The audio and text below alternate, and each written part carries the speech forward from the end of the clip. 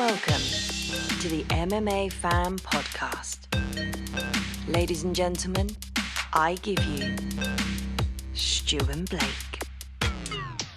Dan Hardy, it is an unbelievable pleasure to have you on the show. Thanks so much for joining us. Thank you, mate. It's been it's good to connect with you. It's been fan from a distance. Saw you at Cage Warriors up on the mezzanine watching the fights. So it's good to talk to you guys. Yeah, that was the last trilogy. It was great, wasn't it? It was brilliant to be. I mean, it was an amazing experience to have. Like me and Stu felt so privileged because there was no other fans really there. It was just kind of us and a few other randoms up on the mezzanine, as you say, and that was it. And just everyone that was working there. Yeah, it's not been ideal, obviously, the pandemic, but I have quite liked these intimate environments for the fights. It makes it feel a bit more. I don't know. I think you can connect with the actual violence of it a bit more. Do you know what I mean? So weird you say that. Like, one of the things that I sort of took from the first event we saw in that sort of empty venue was I've never really heard someone get cracked with a mitt before like that. I've heard boxing gloves, but I was like, fucking hell, why would you do that? The first few shots resonated round your core, and I was like, cool, I wouldn't fancy one of them.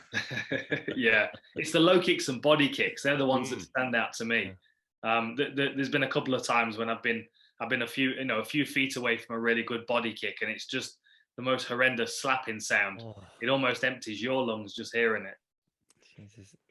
I mean, I was surprised that the sounds of the takedowns. That's what really shocked me. Like you think a kick or a punch, or even just watching like the UFC cards that were early. That was it, the Jacksonville one when you had like Gaethje and Ferguson headlining that one and stuff. And you kind of, even though I've, thank God, never been kicked in the stomach before, but like you kind of go like, oh, that's gonna fucking hurt, and like you know that's the slap, and you can kind of hear it.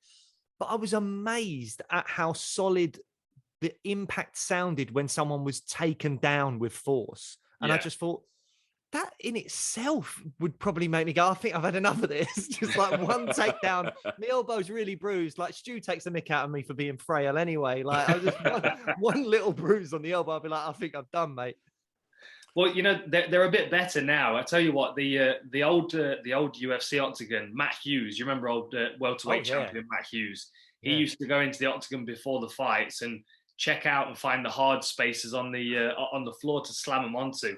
I mean, if you remember, he was famous for carrying people across the octagon and slamming them onto the floor. But yeah, I mean, I tell you that Cage Warriors cage is got a pretty firm floor, and because it's hollow underneath and it's all bordered, you can hear it rattle. Yeah. And then sometimes when you get a couple of heavyweights smash into a fence as well, you feel like the whole thing's going to tip on its side. Yeah.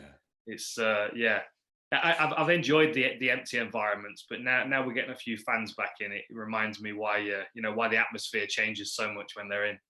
Absolutely. Yeah.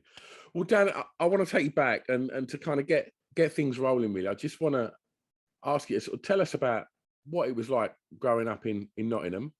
And how martial arts found its way into your life. The usual story, to be honest. It was the Teenage Mutant Ninja Turtles. I was obsessed with them.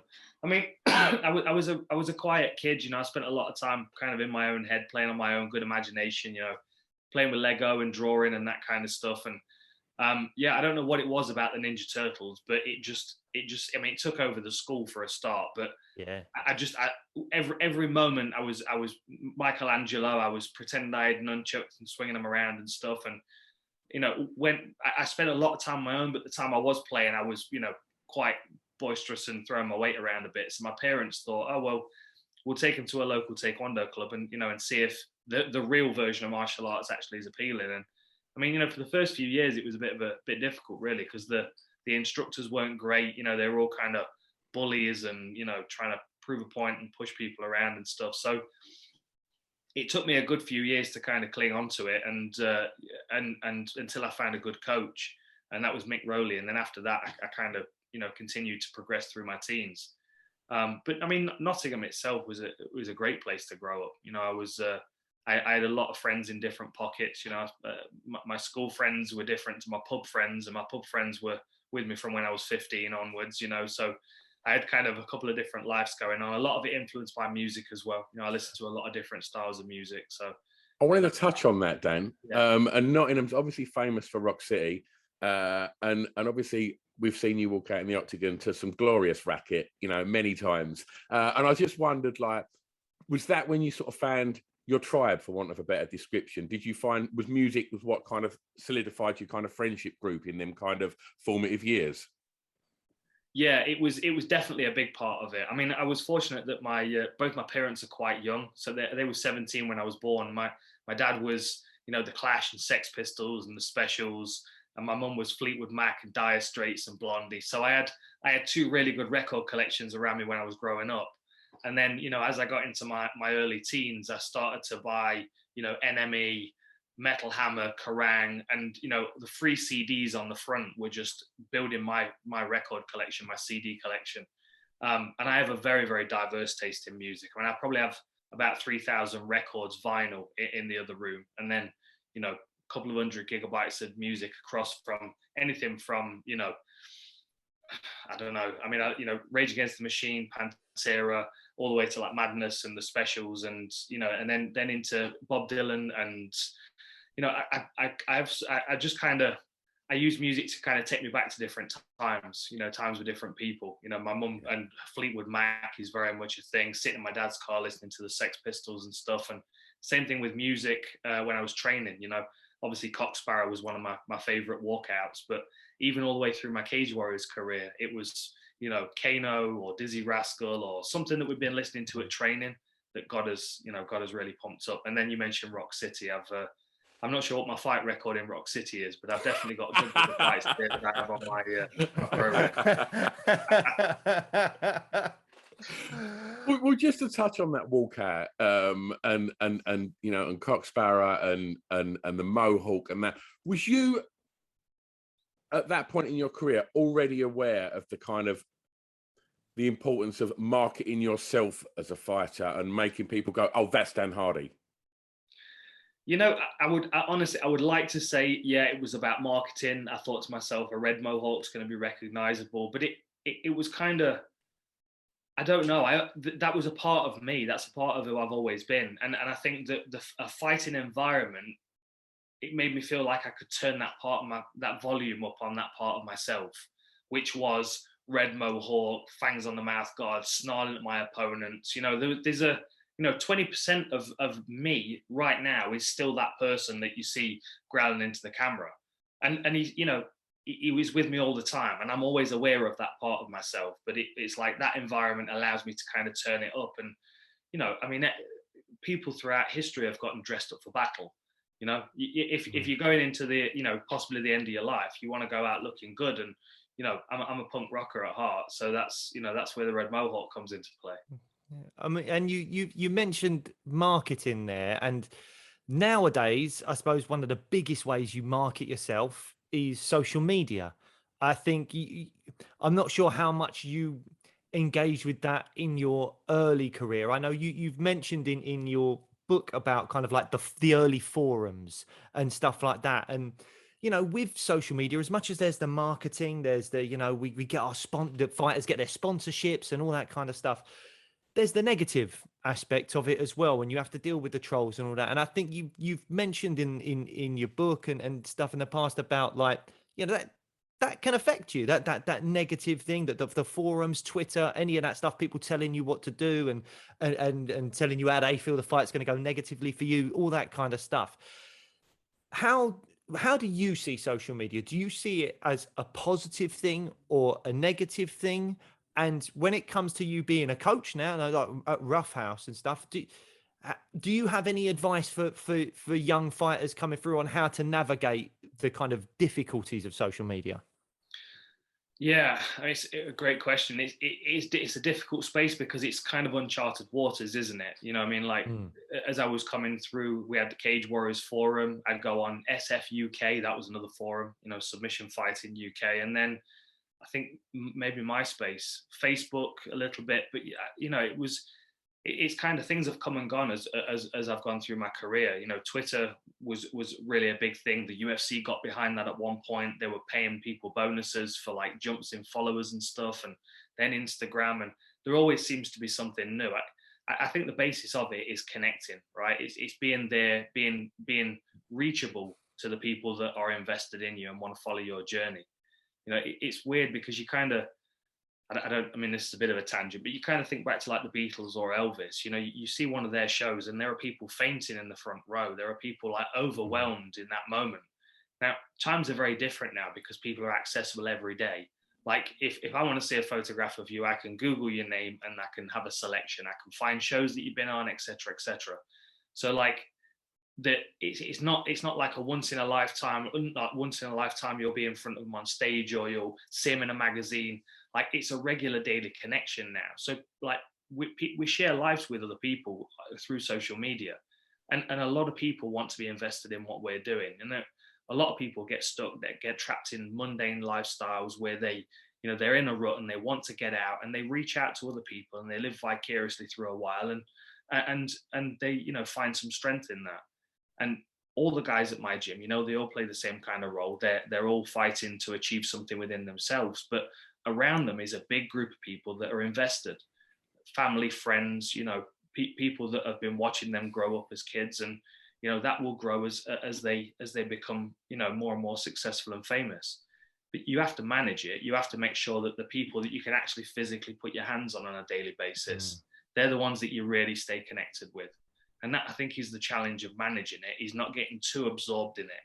You know, like, I mean, I've lived in different time zones. I'm back in the UK now all the time, but when I was living in California, I'd wake up in the morning and open Twitter and see my dad's been up all night arguing with someone. And I'm like, you know what I mean? It's like you can get caught up in it. I would do. Was that arguing about for me, you, like defending you? For me, my dad's probably called out 10,000 people on Twitter. he's always there to defend me. And you know, we're in the age of false information as well. There's a lot of nonsense and stuff being spread around. I mean, you know, my parting ways with the UFC, there was a lot of nonsense put out there for various reasons, I'm sure. But even today on my Instagram, I had some faceless guy coming up talking some nonsense about something that he'd seen on the internet that wasn't accurate. And, you know, some days I read it and I'm like, oh, this guy, whatever. And other days, you know, you're maybe a bit more sensitive, a bit more vulnerable, a lot more on your plate, whatever it is.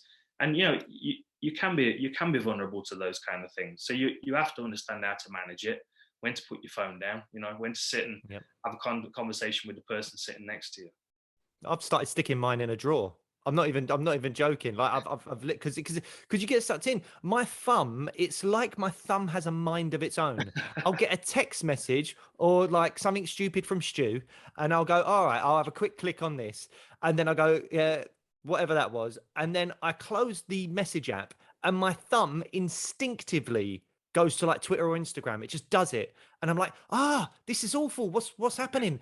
And I'll get sucked in, and it's a time vacuum. And then like, if you've got work on other things, if I'm preparing for an interview on here, if I'm learning lines for a project I'm doing, whatever it is, you've just wasted part of your life just aimlessly scrolling. And I've literally had to start sticking it in a drawer in the kitchen now and shutting it and going into another room because it will just suck me in. And I can't remember where I heard this, but there's so many parts of, I'm going off on a tangent now, but there's so many parts of like the development of the phone in general, where like, you know, you probably know this already, Dan. You're an intelligent guy. Stu, what's going on is they have this, you know, when you pull down on either Twitter or emails or whatever it is, and you get that little refresh thing, that was all based on the Vegas slot machines. Because you're pulling down, you're waiting, ping, yay, I've got a message, or yay, I've got an email. And the kind of, is it endorphins or whatever it is that would be are released. And that's why a lot of people are saying it's crazy that there's no like age limit on phones or social media, because with the other things that release endorphins, like drugs, sex, alcohol, all these things, you've got to be 16 or 18 or whatever it is to legally do them. But with phones, you can be 8 and get these endorphin hits, and it's really concerning. And It's the Gross. attention span. It's the attention span that freaks me out. And I watch my kids, and their thumbs are so rapid, and I just see the influence of it. Not to sort of keep going back to music, but now you're seeing songs that are like commercial pop records that are 2 minutes long, that start with a chorus, and the pressure is now start with a chorus, like hook, hook, hook, hook, hook. No big intros like Fleetwood Mac or anything like that. Nothing like that. It's like bang, straight away, get that hit in, swipe onto the next thing. That's what worries me, that the attention spans are getting smaller because the thumbs are moving quicker. Yeah, definitely. I mean, one of my challenges when I'm researching is to not keep picking my phone up, especially because, we're all the same. We do some of our work through our phone as well, emails and responding to messages and stuff. So it is an important part of our day, and it's a necessary tool with our job. But then at the same time, we can just scorch hours fiddling with it unnecessarily, shopping on eBay for old martial arts books and that kind of stuff. That's the hole I fall into, or auction websites, shopping for old pistols. Like, honestly, we've all got something, a vice, something that can suck us into our phone. But like, I mean, you just like think our culture around us is changing. I mean, you put a movie on from the 90s and you've got to sit through 10 minutes of credit before any movie starts. Yeah. Like that doesn't happen anymore. We're working with a promotion in Asia, and they are every video that we create for their YouTube channel, they want it immediately to start with fight footage. Because they're catching people as they're scrolling through YouTube's homepage. They want something to play immediately. Goes, oh, there's someone getting knocked out, and I'm plugged in, and it's got you. It's a hook, as you said. It's but the endorphins are addictive, and we're not managing them very well, I don't think, at the moment. No, I agree. Look, to get slightly back on track, you mentioned the UFC and slightly kind of what happened there. How is your relationship with the UFC at the moment? Because I heard you on an interview on MMA Fighting. This was, I think, quite soon after you parted ways with the UFC. And you said that they wouldn't even credential you to go into the buildings to cover events. I'm assuming maybe for BT Sport. Is that still the case? Because it makes me quite sad if it is. Like, I'm not even joking. Like, I think that's you. I mean, I know that obviously they paid you and they served you well, but you served them to an incredibly high standard, both in the cage and out the cage. How is the relationship with the UFC at the moment? There isn't one. Honestly, there isn't one. It's the weirdest thing. Honestly, I wish I could really fully explain it, but I don't really understand exactly what's happened myself. I mean, the thing is, obviously, people think that the Herb Dean disagreement fed into it, and that's another thing with a lot of false information being spread. Some people think I took my headset off and stormed over to the octagon door waiting for him, which was absolutely opposite. I'm sitting in my booth. He came over to my desk. It was like, the whole thing was blown out of proportion, and that became a narrative in itself, which then went into the next fight island. And I don't think it was ideal, but in that time, I signed a new contract with the UFC. So it wasn't like it would, it negatively affected me in the short term, at least. But then, the next time, and first, let me say, I mean, Fight Island was a very stressful place. It must have been very nice to watch from the outside, and a lot of people must have thought, oh, would have been great to go there. But that last time, we couldn't even leave the hotel. Like, if we left the hotel, we were on a shuttle bus to the arena or back. That was it. And like, I'm there for 3 weeks, and I'm, it's like, it's just a stressful environment. So like, there are people falling out with one another. There were disagreements. It's a working environment, and some people are being a bit lazy. Some people are letting jobs slip. And that was what had happened. I wasn't communicated with about a very important job that needed doing for the McGregor-Poirier fight, which then ended up falling through. And the person who I was disagreeing with, I would imagine felt embarrassed because I kind of called him out in front of a few people. But it's like, I mean, I've been working with these people for 8 years. We know each other. Like, I don't know what could have been said to have influenced the UFC to think that's a fireable offense.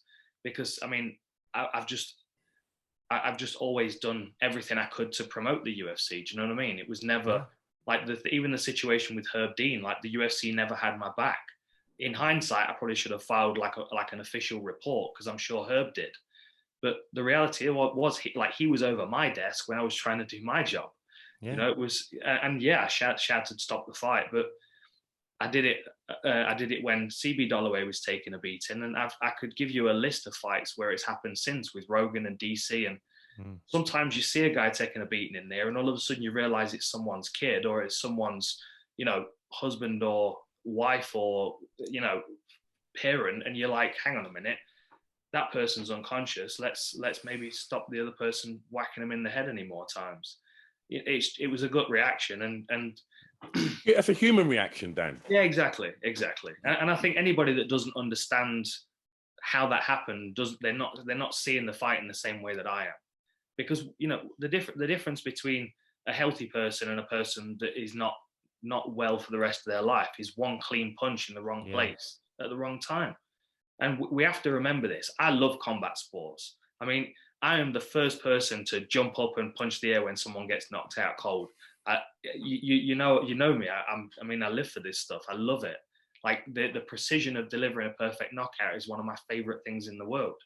But the aftermath of the person being damaged for the rest of their life, that's what we're trying to avoid in a professional environment. So we can keep knocking each other out.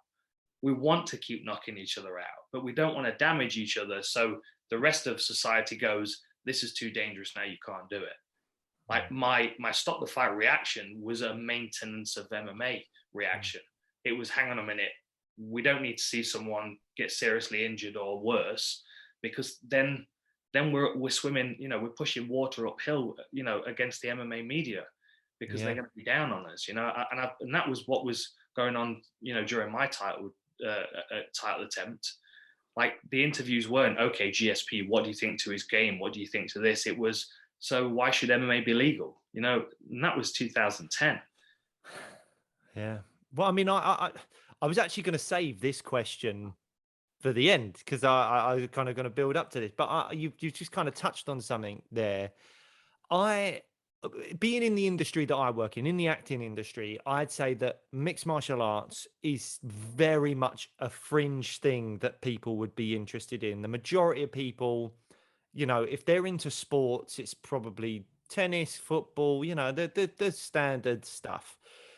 Mixed martial arts, I think, because it is very violent, and because, as you said, only 10 years ago, people were debating whether or not it should even be legal. It's still kind of seen it with in a slightly, what's the word I'm looking for? I don't know, but it's seen in a light where people I think still do think that it's maybe it shouldn't be legal, or maybe it is too brutal, too violent. So when I'm then there talking to other people in castmates of a play or on a film set or something like that, I'm saying, oh, I'm doing this podcast about mixed martial arts, I do get a few looks. I get a few people going, really? That's a bit of a weird thing for you to do. And I even outside of that, I've got like a couple of mates that say like combat sports is barbaric. Like, why would you do that? Like, that's, you know, you can't do it. So how this is a very long ranty question, but I'm trying to think, how do you kind of articulate, as you are an incredibly intelligent man, but how do you kind of articulate why it's okay? Because I sometimes find myself talking about, like, you know, it gives people that have had less opportunities in life a goal and something to go down, where they maybe have gotten on the wrong path and now they're on this path, and they're going to potentially earn great money, hopefully, fingers crossed. I know we can talk about the finances of things. That's another big question that's going on at the moment. But Francis Ngannou is a prime example of that. Well, yeah, Francis Ngannou is someone that's come from nothing, working in sand mines as a child, and has then gone into MMA after, you know, illegally immigrating to other countries at points, and is now a superstar. I mean, his story is a frigging movie waiting to happen. Unfortunately, I don't think I've got the range to play Francis Ngannou, but my fingers are still crossed, guys. But getting back to it, like, how do you, to anyone that might say to you, hey, Dan, I think MMA is barbaric. I don't think anyone should be profiting or earning money, even the people themselves, from fighting each other in that kind of brutal way.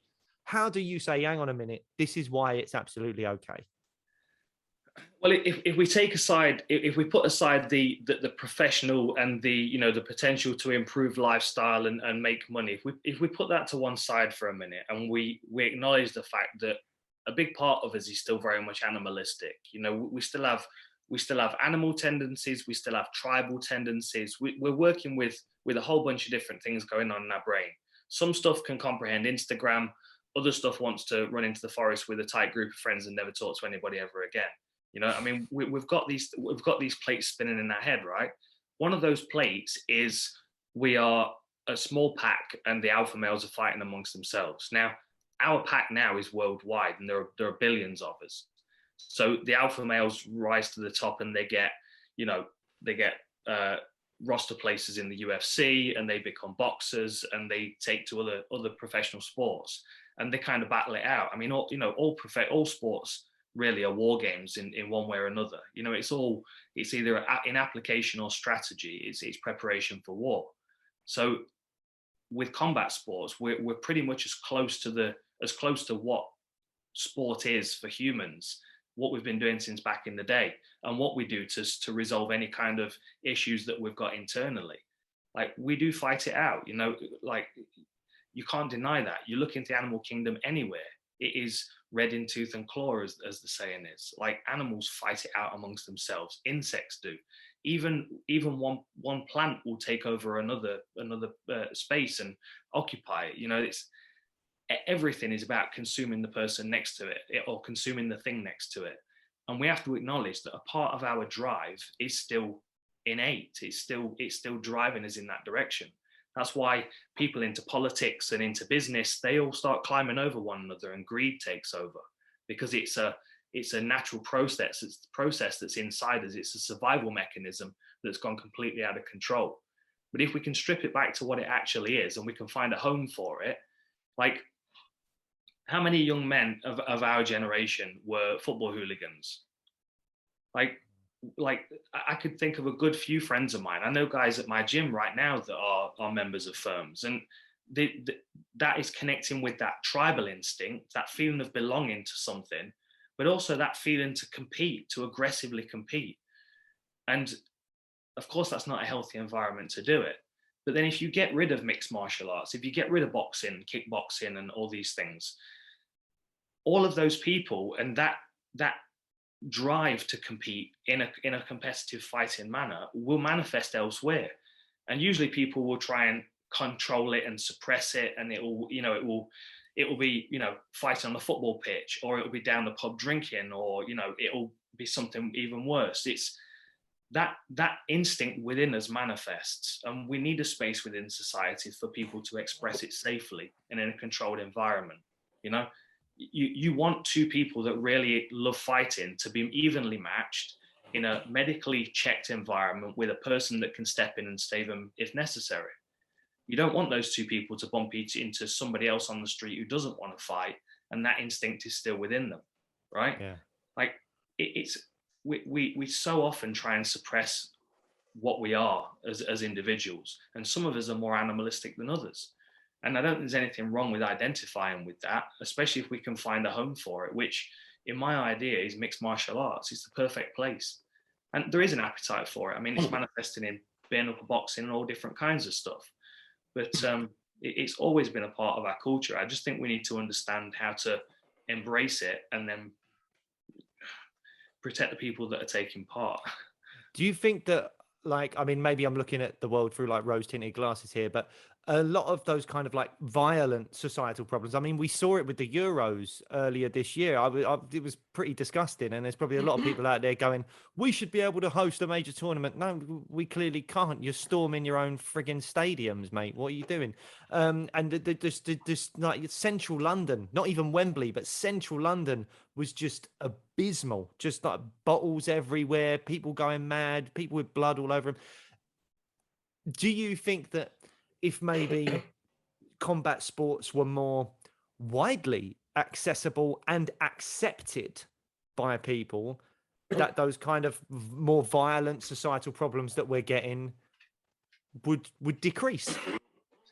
I definitely think they'd decrease. I definitely think that I mean, a lot of those circumstances, they stem from they stem from people being frustrated and feeling oppressed and suppressed, and not feeling like a good version of themselves. I mean, that's a greater pandemic, a more cultural pandemic anyway, that needs fixing, through generations, and that's a much longer conversation. But I do think a part of that rehabilitation of society includes combat sports. I think any kind of wrestling, grappling, striking arts, as long as it's controlled and managed, I think they're all healthy ways of understanding your own limitations and growing on a daily basis, but in a way that's going to be humble and balanced, as opposed to it's going to be ego driven and expectant that everybody else is going to lay down for them. Life is about struggle, and if you accept that struggle, then you can work through it. And I don't know, I think you get a certain hardening from that kind of thing, which is healthy. It's a gradual callus that you build, which prepares you for other things in the world that you might need a callus for. And I think it's a healthy environment to grow that callus and to also grow friends. And I mean, we have so many people coming into the gym that are, they're suffering with, with depression, and within sort of 6 weeks of training, they're benefiting. And yeah, they're benefiting because of the exercise, but because of the people around them in the gym as well. I mean, you find in your tribe, we go back to the Rock City thing, you find your tribe, and people that feel angry are usually disconnected from that tribe and disconnected from their self as a result. And you in terms of getting into martial arts early, I really wanted to ask you about that as well, because you again, in reading your book, you seem to have some very tough teachers, and from my kind of very uneducated opinion of not really ever doing a martial art properly before, especially not as a child really, for a long period, it seemed to me like it was a bit much. Some of the things you described were like, I wouldn't want my daughter to have a teacher that did that to her, So do you think it's important, like looking back on those moments, do you think those moments help to mold you in a good way? Or do you look back on it like I do and go, no, I mean, I went through it, but it was definitely too much. Those teachers were a bit too harsh, and that definitely wouldn't fly today. Yeah, 100%. And I think, I think there is a general problem within all organized sports and organizations, but within martial arts, a lot of people gravitate towards it because they are, they're feeling victimized, they're feeling afraid, they want something to strengthen them, so they feel good outwardly, they feel confident in public. And sometimes that doesn't manifest in a positive way. Sometimes we get people with a big ego, and I think with mixed martial arts, because it's so to the point, it's so direct, there's no bullshit in mixed martial arts. You can't do techniques that don't work, you can't teach techniques that don't work, because they get found out immediately. So I think we've shed a lot of that because of mixed martial arts. But throughout general martial arts, for sure, there's problems. You could go into a jiu-jitsu school or a taekwondo school, and the person running the place could be a complete egomaniac. They think that their way of coaching is to toughen people up, is to push people around and bully them. And honestly, I experienced more of those kind of coaches when I was a kid. And I can imagine that so many people have been put off martial arts by walking into McDojo and seeing, this dickhead with his gut hanging over his belt. And, the best example of it, and every martial artist I show it to, they go, that is on the money, is the Jim Carrey in Living Colour. Have you seen it? The karate No, guy. I haven't. Right? You've got to see it. It's a classic sketch. And he's coming in and he's pulling on his black belt and he's telling them how good he is. He's got world champion across his back. And those people do show up from time to time in martial arts. But I do feel like mixed martial arts has started to weed them out a lot, and I think that's a real good thing.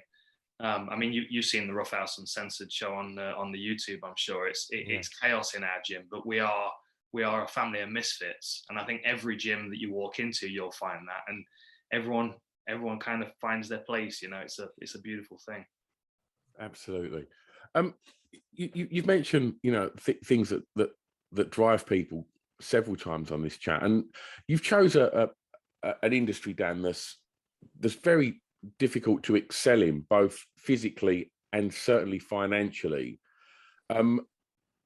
Tell me about how driven you are and what fuels that. Oh, it's that moment where, and you've got to kind of put yourself in this mindset, which is, it's probably not a healthy thing for some people to do, but I've done it lots of times in my life, and I think it's healthy to do from time to time. You've got to think of that moment right before you die, and you've got to think, you've got to look at your life in retrospect and kind of judge it, right? You've got to. I mean, otherwise you wake up every day and you kind of got no direction. Like, what am I trying to do? Like, what kind of person am I trying to be? What impression do I want to leave when I do leave? What legacy do I want to leave behind? How can I influence the people around me so they don't think I was a shithead when I'm gone? You know, like, I don't know. I think that's the easiest place to find motivation. I think the worst thing to do would be to, like, I mean, I saw something the other day of a guy that had been, he'd been locked up for like some kind of horrendous crime when he was young, and he was released at 86. And I just for a couple of minutes, I just thought to myself about that day that he stepped out after 86. Most of his life in prison. Like, like, how much regret would he have had of all the years that he wasted?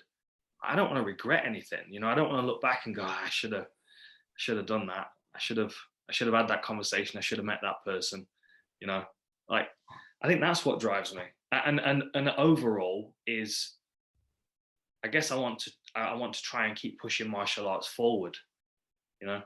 I've read a lot of books. One of the most influential is the Tao of Jeet Kune Do.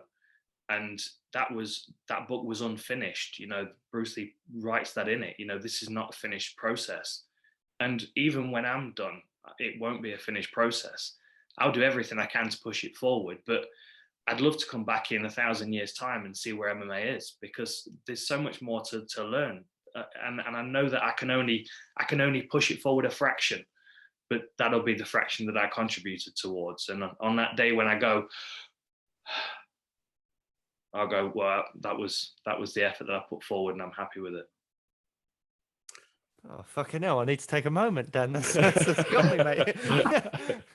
That's true, though, it's great. I mean, I have to say, I spend a lot of my life worrying, like, oh, is this, like, even to be fair, even with this podcast, I mentioned earlier about like the kind of like the acting industry and the kind of like slightly kind of looking down their nose at MMA and stuff.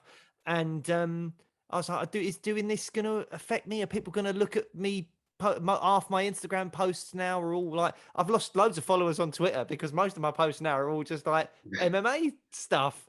And I'm like, oh, is that going to in any way affect me getting jobs? And I think about loads. I never do panel shows. I never do anything like that.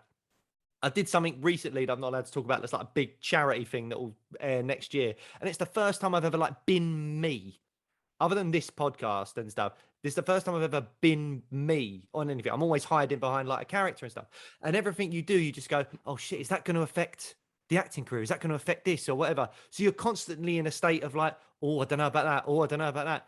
And exactly what you've just said, just thinking, well, when you're on your deathbed, are you going to look back on, like, for example, doing this podcast and go, that was a bad idea? You go, no, it was fucking great. I was talking to Dan Hardy. It was great. Do you know what I mean? Like, but I think that's a wonderful thing to look at your life in retrospect. I think it's great advice for anyone out there to go, when I'm on my deathbed, am I going to look back on these moments and go, I shouldn't have done that, I was a dick? Or am I going to go, no, that was brilliant. That was a great thing to do. It made me a better person, or it just gave me an amazing experience, And yeah, I think that's brilliant.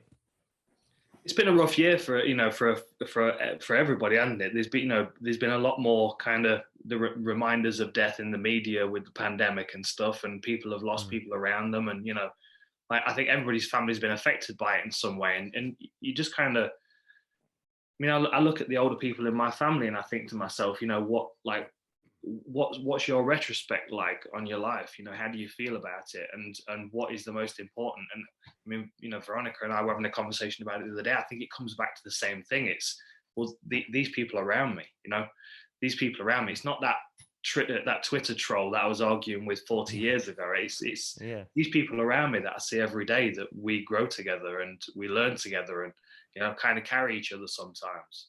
Yeah, I think that's that's the most important thing, right? absolutely. Well, I mean, how long's it been going? 46 minutes. And I mean, that's got to probably be a record for any podcast or interview that you've had where the word Wolf Parkinson White syndrome hasn't been brought up yet. So we feel it's about right now to mention that. Do you have bets with Veronica? You're like, are they going to be under or over half an hour before I mention Parkinson White? What's going on? What are we going for? I just want to know how you processed that diagnosis, mentally when you got that. Like, what was the kind of process of dealing with that?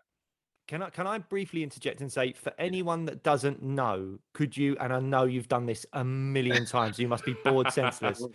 Could you give us the Dan Hardy abbreviated version of what? Because you've got Wolf Parkinson White pattern, not syndrome.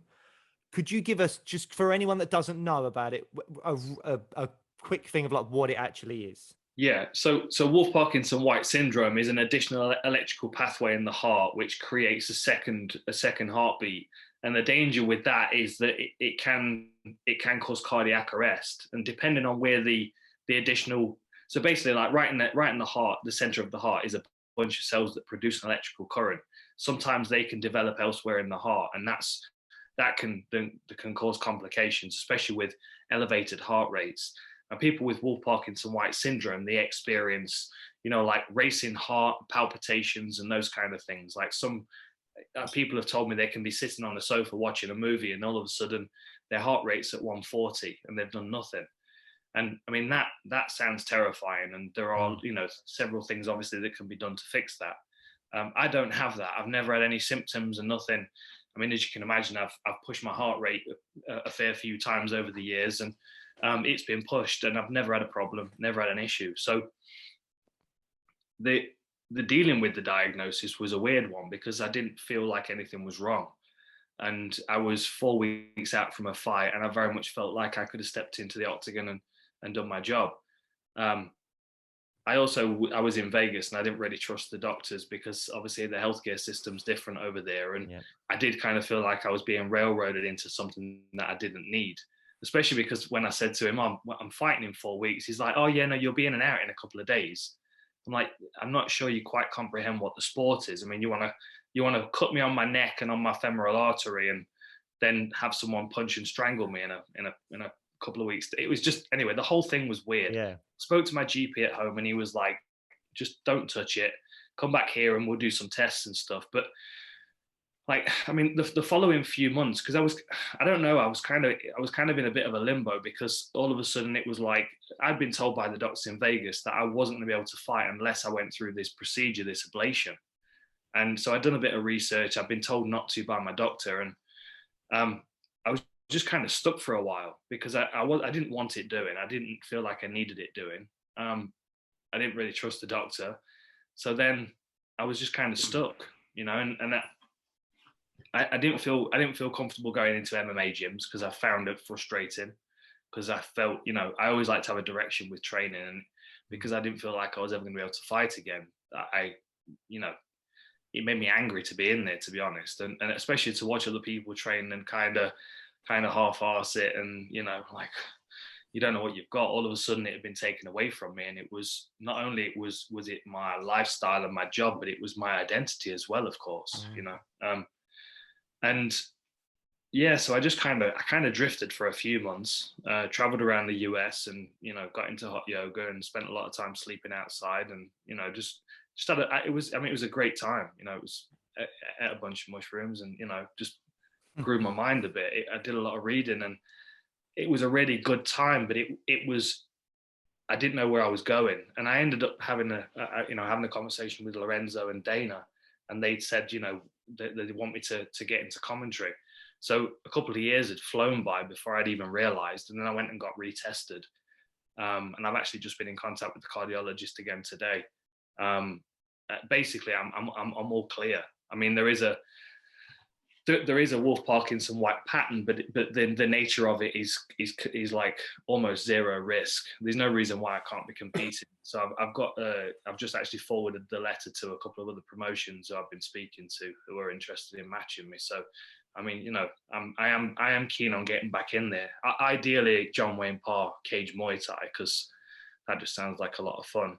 That sounds incredible, Dan. We saw a very respectful Twitter conversation between the pair of you, and I was literally screenshotted it, sent it to Blake. I was like, Dan might be fighting John Wayne Parr. This would be incredible. Yeah, it would be a good one. I mean, he's getting on a bit as well. I mean, what is he?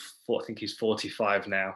I'm 40 next year, but I don't know. I mean, I think times are changing as well around combat sports. I mean, Anderson Silva's looking incredible right now as a boxer.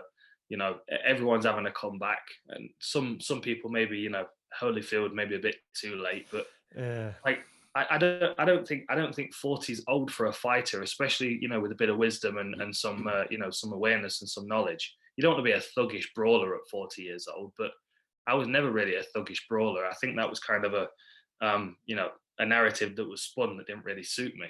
I think I played that up a little bit, but realistically, I was only cut once. I've only been knocked out once. I've literally only ever had 5 stitches in my life. Like, if you think of some of these guys, if you look at the Diaz brothers, oh my God, right? They look like they've been dragged down the road by tied to the back of a car. Like, I don't have the same kind of wear and tear as these guys. And because of the way I've been living for the last 8 years, I feel like I've been at MMA university. Like, I feel like I've just absorbed so much information that it would be a waste not to step in there and see if I can use it. Well, yeah, I mean, you speak about there's that experience of being at like the MMA university, you're calling it, for the last 8 years. Your breakdowns are incredible. Like, I love, like, I'm scrolling through Instagram and one of the Dan Hardy breakdowns. I know you got one about Volkanovski out at the moment, and the shows on BT Sport and all that stuff. And when I watch it though, what I do think is, God, you're incredibly good at this, and you make it really easy for the layman's like myself to even understand the minutiae of what's going on. And there must be hours and hours of watching these fights that just go into a few minutes of spoken analysis. But all I can think is, if I was one of those fighters, I'd be so pissed off. I'd be like, man, shut up, mate. Like, stop telling them what I'm going to do. Like, for fuck's sake, Dan. Like, do you ever have any... Firstly, John, I want to know, like, do you have a process? Like, what goes into the breakdowns? And then I really do want to know if any fighters have said to you, Dan, mate, calm down, because you're giving away all my good moves. So, yeah, talk me through both those. Yeah, well, I'll answer the question about the other fighters. So I've had a few different reactions. The one that stands out to me, I think we've got it on video as well somewhere on the channel. I just finished an interview with Max Holloway for BT Sport, and he stood up, and as he was walking out the room, he turned around and he went, "Hey, stop giving away all my tricks." But I've had a few guys that have said that. To be honest, a lot of fighters, they like it because there's a lot of stuff that is instinctive. A lot of stuff that's been trained into them by a good coach and that they're not really thinking about, and they work automatically. And sometimes they don't recognize the patterns themselves that I'm pointing out. So a lot of fighters seem to like it. I've had a few teams try and recruit me to do breakdowns of their opponents as well, which I wondered if that would happen. I've not done it yet, because obviously they're in the UFC, so I didn't want to be taking jobs within the organization that I was working for. But now I'm probably going to launch an analysis company at some point to offer that to fighters, because there seems to be an appetite for it. But yeah, the process of those breakdowns is, I mean, honestly, it shifts every time.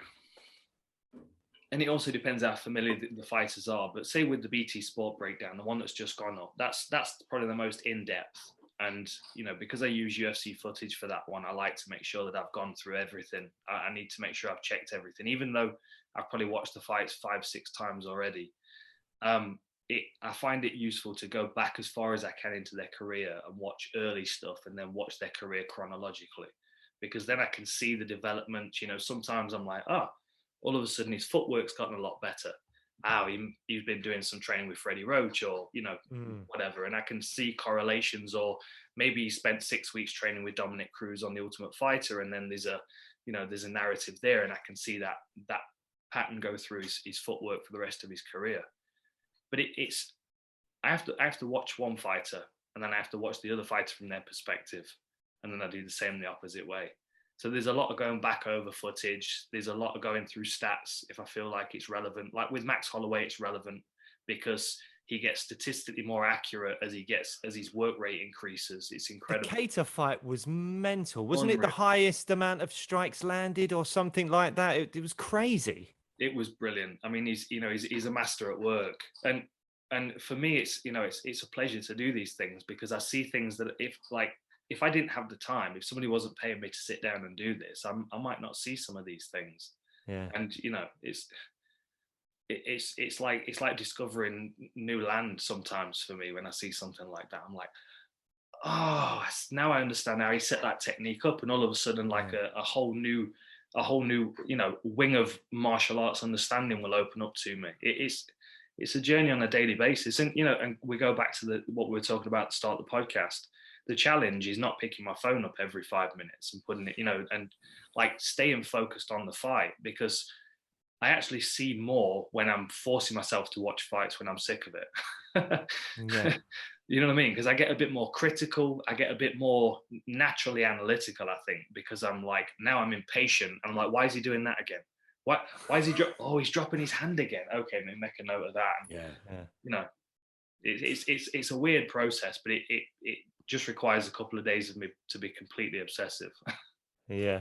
Well, you touched on a couple of the fights at the weekend, and I guess two really good examples of the pros and cons. Obviously, Anderson looked incredible, and Holyfield not so much. Whether he should have been in there at that age, that's up for discussion.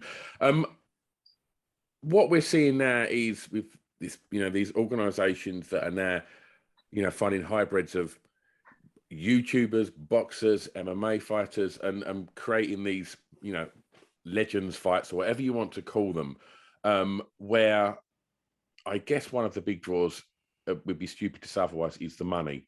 What are your thoughts on this kind of evolving? Yeah, a double question here for you, Dan. So what are your kind of thoughts on, this ever evolving, what seems to be getting a lot of the kind of column inches on all MMA forums at the moment? Like what your thoughts are on these sort of fights that are happening, and also, have you got any thoughts or any kind of insight into this new organisation we're reading about that's going to be launched in 2022 with a 50-50 fighter organisation pay split? So I want to see if you've got any hot goss on that, Dan. Well, first of all, I mean, your first question, I like it. I don't have a problem with it. I think obviously questions about Holyfield should be asked. First of all, whose idea was it to even offer him the fight in the first place? Because they're risking everything. They're risking the organization. They're risking people's perspectives of what they're doing. I mean, if they don't care about that, then they're probably not the right people to be doing the job in the first place. Like, this is where we have a duty of care, not only to the fighters, but also how, if something happens, it would impact everybody else. Mm-hmm. Like, Vitor Belfort, fair play to him for being in there. I don't mind whether he's MMA or kickboxing or boxing or whatever. I'll always watch him. I'd like him to be a bit more drug tested, especially if he's fighting someone who's nearly 60. I mean, it's just beyond obvious at this point. I mean, we don't even need to. You don't even need to piss in a cup at this stage. I remember what he looked like a few years ago on Cage Rage when he looked like twice the age that he does now. I think Bisping got it right. Said he's gone through his fourth stage of puberty. Like that's a bit of a concern with these, with these events. But Jake Paul and fighting Tyron Woodley, I have no problem with that. I have no problem with Tito stepping in there against Anderson Silva. I thought he looked great against Chavez as well.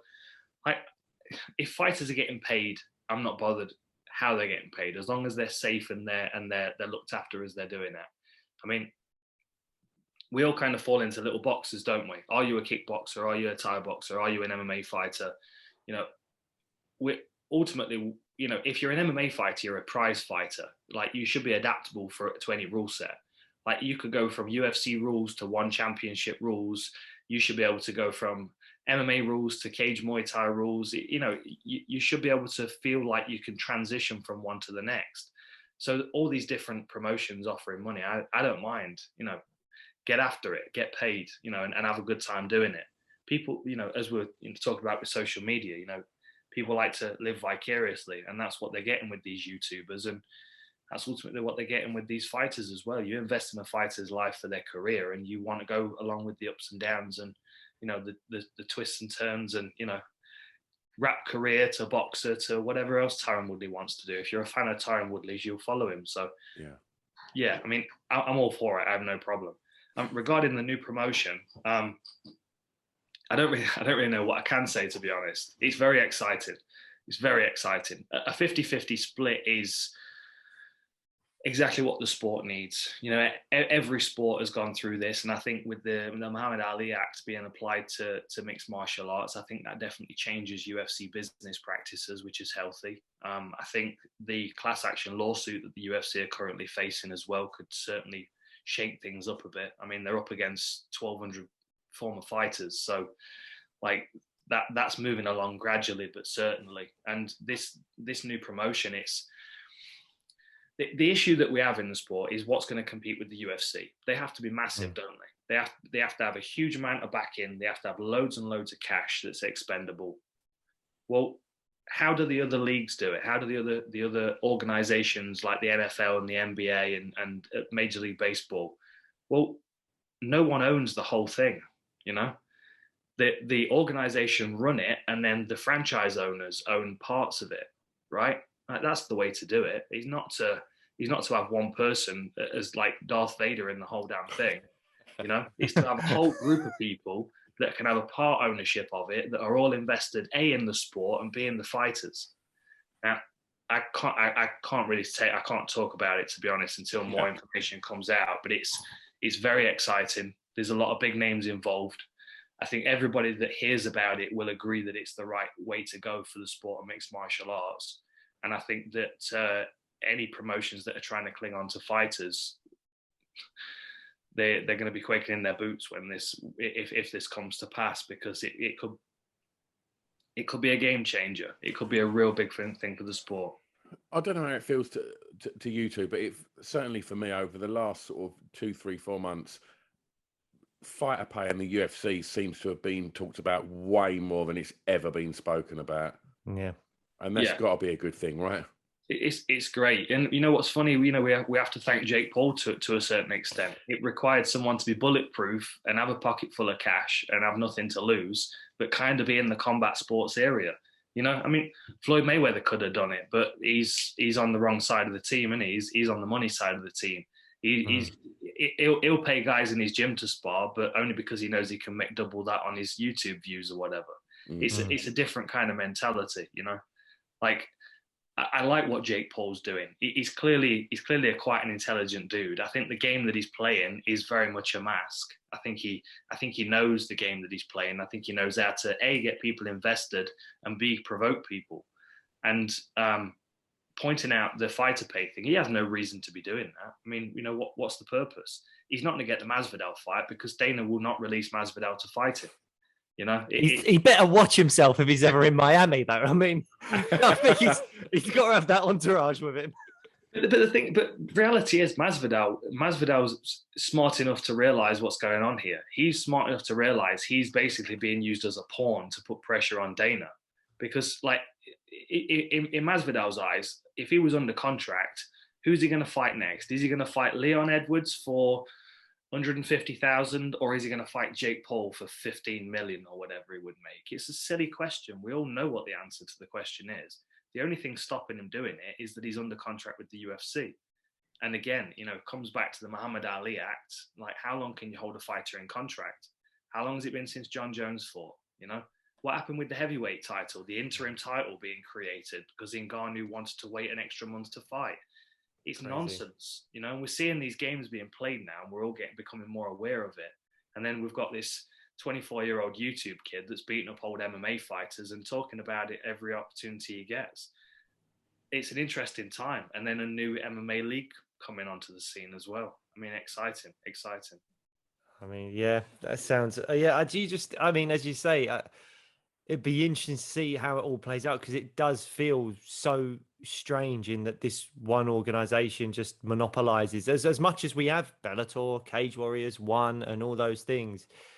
we saw recently with the AJ McKee Pitbull fight, such an incredible fight, like one of the highest level featherweight fights we'll get, and it got like, according to whoever does those kind of pay-per-view stats, whatever, like 100,000 buys or 100,000 views, whatever it was.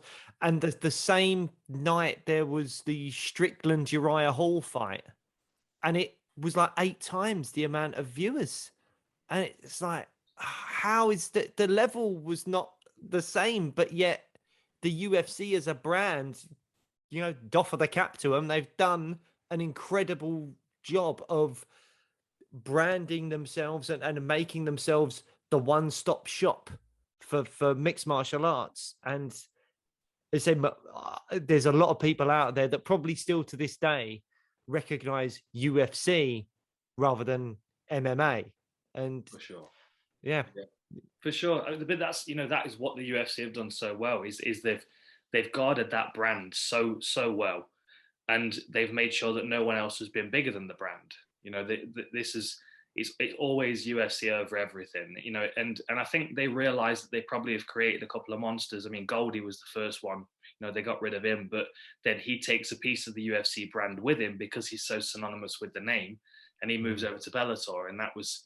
It's the same thing with Joe Rogan. Say, like, if you move Goldie over to Bellator, and then you take Bruce Buffer and move him over to Bellator, all of a sudden now people like, is it the UFC? It might be the UFC. They hear Goldie, it sounds like the UFC. It's a familiarity thing, it's familiarity with the brand, and I think not wanting to kind of pull it back to myself, but I kind of feel like that's the way that the whole separation with me and the UFC was played, is because my name has kind of become synonymous with the UFC brand. So if they just go amicable parting of ways and I'm back on the market, I'm a piece of UFC branding that can then be applied to One or Bellator or whoever else. So they try to basically defame me a little bit to slow that down. I mean, fortunately, it didn't happen. It hasn't happened, but that's what they realize. That's what they recognize. I mean, inside the octagon, the Dan Hardy Breakdown show didn't used to be a thing. Inside the Octagon was a show that was running for 6 years,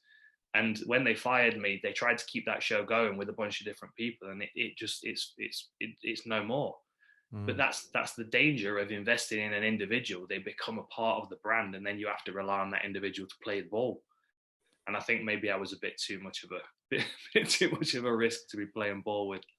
Well, you mentioned that, and I know we're really short time. We've gone like over an hour already, and we're so appreciative of your time, Dan. Yeah, I can talk for England. It's on me.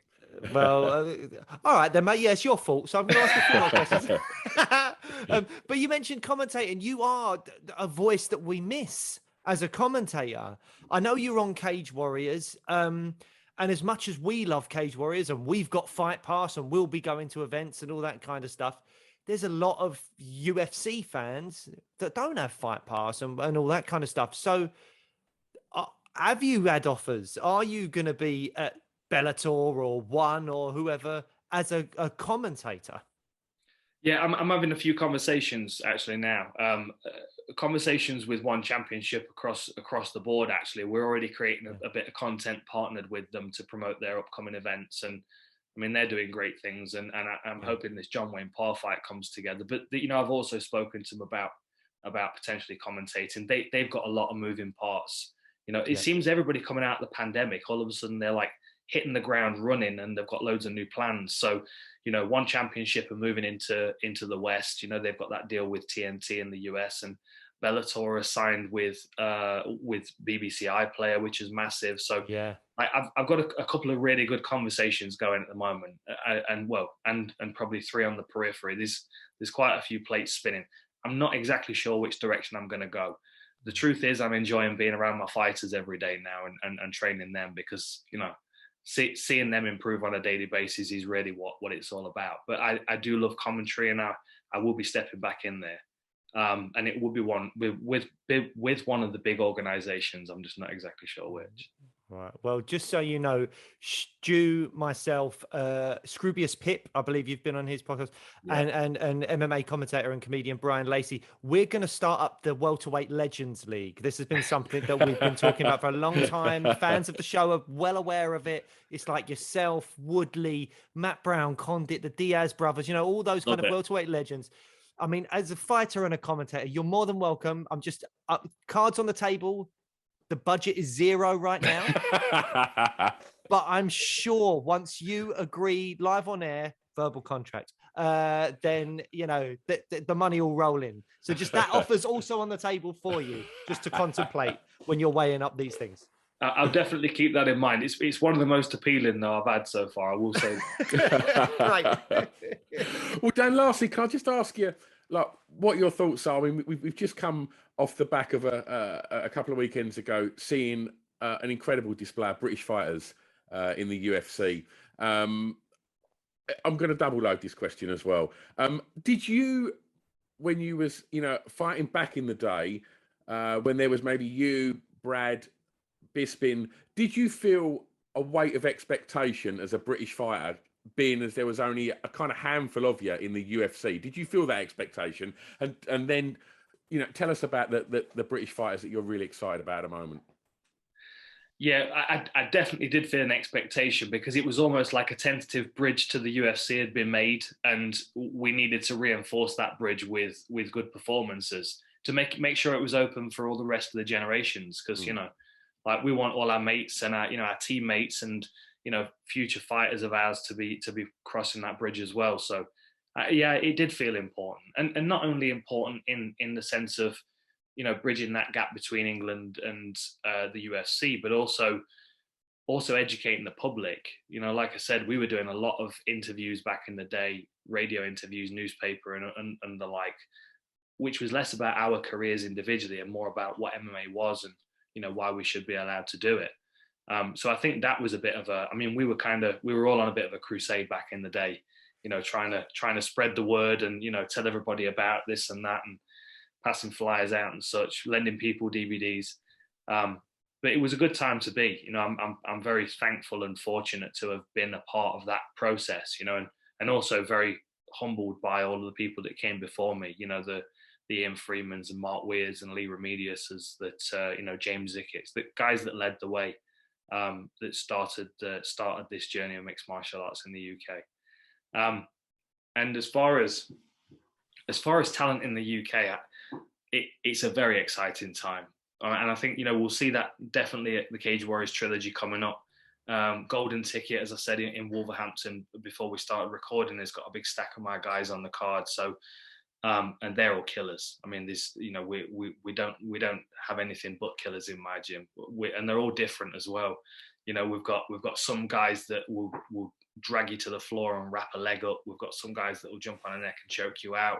Other guys will set you up for a beautiful head kick knockout. It's a good time to be a part of a team like this, and we're enjoying it, which is why we started documenting it on the YouTube channel. And Cage Warriors just generally, I think, have got the best crop of UK talent right now. We're seeing.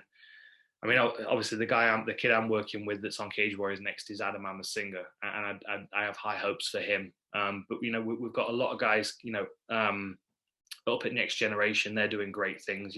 We've seen Paddy and we've seen Molly and know how well they're doing. But you've also got to look at the Nathan Fletchers underneath them that are fighting on Cage Warriors, and we just kind of spoiled for choice, aren't we?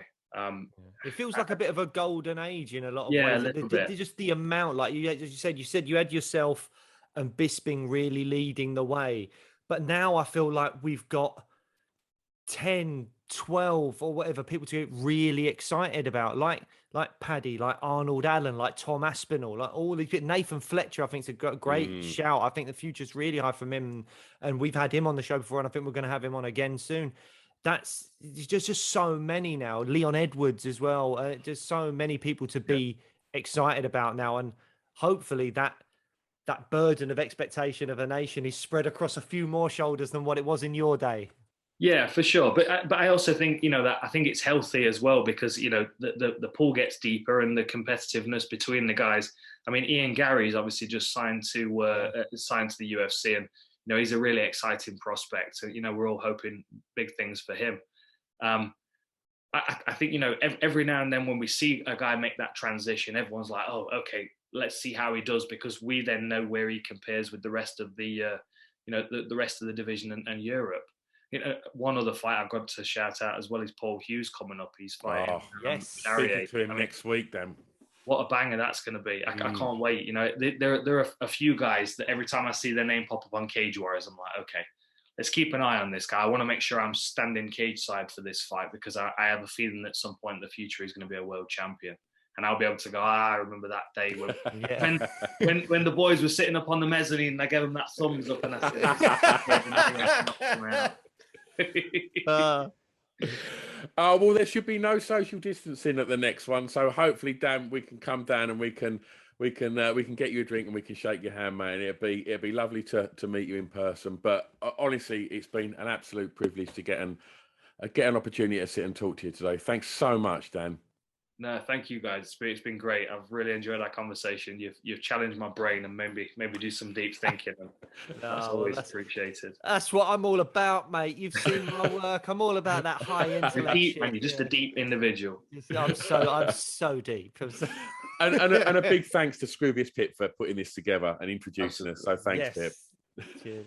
Awesome. Dan, thanks, guys. You're a legend. Wishing you all the best as a coach. Hopefully the commentating thing comes up and that John Wayne Parr fight or anything else that goes for you. We just wish you all the best and hopefully we'll see you at the Cage Warriors, mate.